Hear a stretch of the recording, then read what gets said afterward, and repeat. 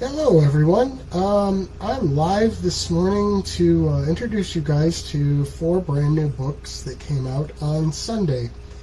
And normally I would have done this kind of thing with the...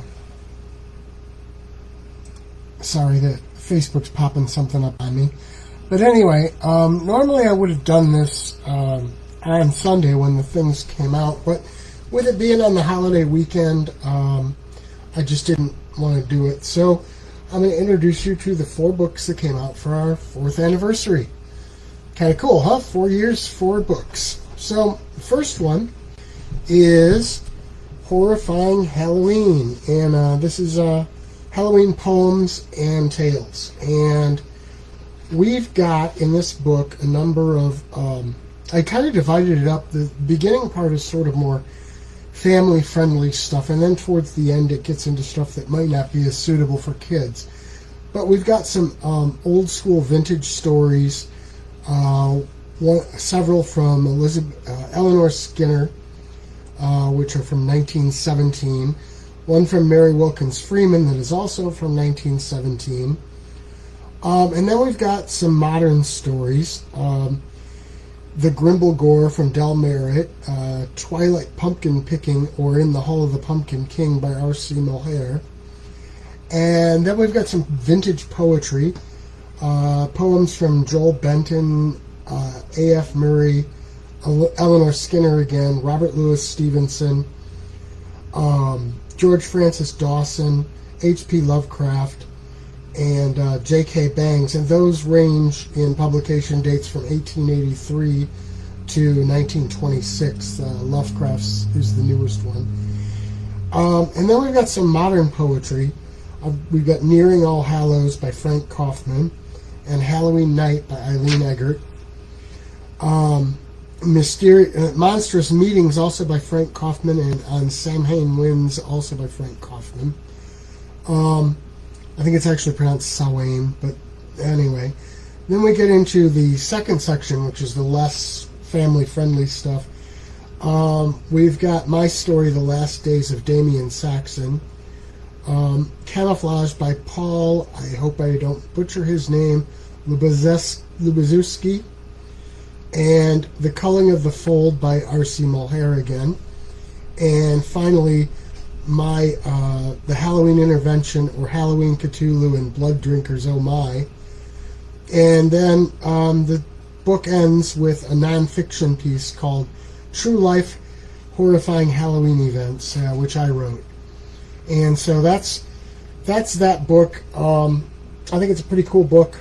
It's kind of, I love Halloween. You guys, I'm sure, love Halloween, or probably wouldn't be watching this, so check it out. That's the first of the 4. I'm just going in alphabetical order here. The next one is a book called It Ends in the Graveyard, which is just a short novella by me. Basically, the main character, who's also the narrator, is a non-binary person named Apexon, and they're a horror author, a very popular one with a lot of movies made of their books and things. And this book talks about the telling of the real events that inspired their first book. And it's definitely a monster story. Personally, I kind of think it's a little Lovecraftian, but you know, you might disagree. And it actually came from an exercise that's sort of a group thing that we're doing, a number of authors, writers are doing.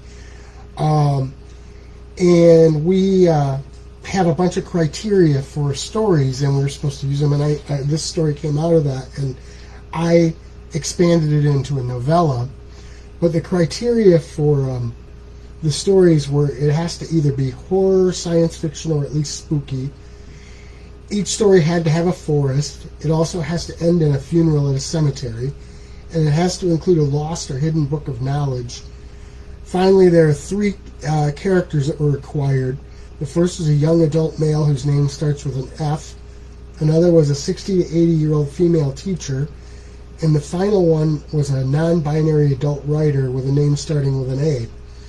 And that character had to be snarky, sassy, or spunky, or at least one of those, or a combination. So that's where the story came from, and I really liked the main character, and I just really enjoyed the story, so I expanded it into a novella and released it that way. There's going to be a short story version of it that should wind up going into the collection whenever we get the rest of them finished. There are only 2 of the stories finished so far. The next book is Spooky Berwyn 2, which is obviously the sequel to Spooky Berwyn. Now, you might wonder about the title. The title, Spooky Berwyn, these stories don't take place in Berwyn. They take place in the Chicago suburbs. But my wife and I are huge fans of Svengoolie, and anyone who watches Svengoolie will know that Berwyn is a big thing with that show. It's sort of a running gag, and so that's why both of these books have been titled Spooky Berwyn instead of Spooky Chicago Suburbs. Now, the first time around, I left out the actual city of Chicago and just focused on the suburbs. This one has both suburbs and Chicago, and there are quite a few stories ranging from a haunting at airplane crash site in Des Plaines. Rick Hale provided a story about the curse and ghosts of Wrigley Field. I've got all kinds of things. That first one I mentioned, there's an opera house that is supposedly haunted in the Chicago suburbs. There is a flapper ghost in Forest Park's Waldheim Cemetery. All those kinds of things. I had quite a few things here. The House of Blues in Marina City. The Red Lion Pub in Chicago, which is supposed to be haunted. And then Mike Korn contributed a nonfiction story called Town Spoops. And Diane Hill, my lovely wife, provided a story called The Haunting of the Former H.H. Holmes Murder Castle. And then we've got, in addition to all these nonfiction pieces, we've got a couple fiction pieces. The first of which is The Girl with the Crooked Spine by Jay Sterner. And the second one is one of mine that's also in the Halloween book, The Last Days of Damien Saxon. So that is Spooky Berwyn 2. And then that brings us to the final one, which is Spooky State Line, which you can look at Spooky State Line sort of as Spooky Rockford 3. I did 2 Spooky Rockford books before, which were focused on the Rockford area. Now this one sort of draws out a little further from the area, but it's basically the same thing. We're looking at the Wisconsin-Illinois border area, but not as far over as the Chicago suburbs, because I wanted to keep those separate with the Spooky Berwyn thing. And again, we've got stuff from other contributors.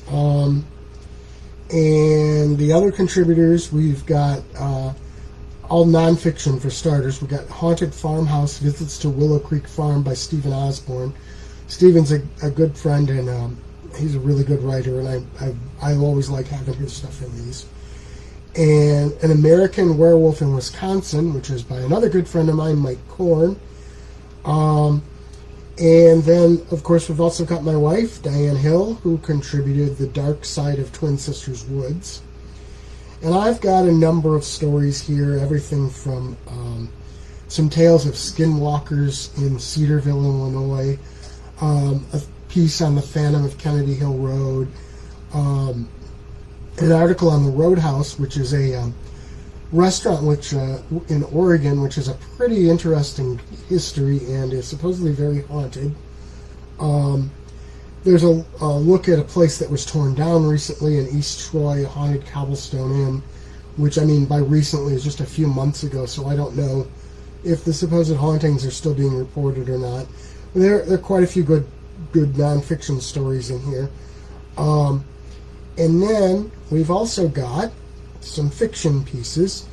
My Halloween Intervention, or Halloween Cthulhu and Blood Drinkers Oh My, is also in this one because it does take place in Rockford. And Jay Sterner also provided the Tramp Clown Secret. So that is Spooky State Line. Now you can pick up all of these books. You can either go to my website at GaryHillAuthor.com and you find a Tales of Wonder and Dread page. I think these books are on page 1 of books for 2 of the books, and the other 2 I think are on page 3.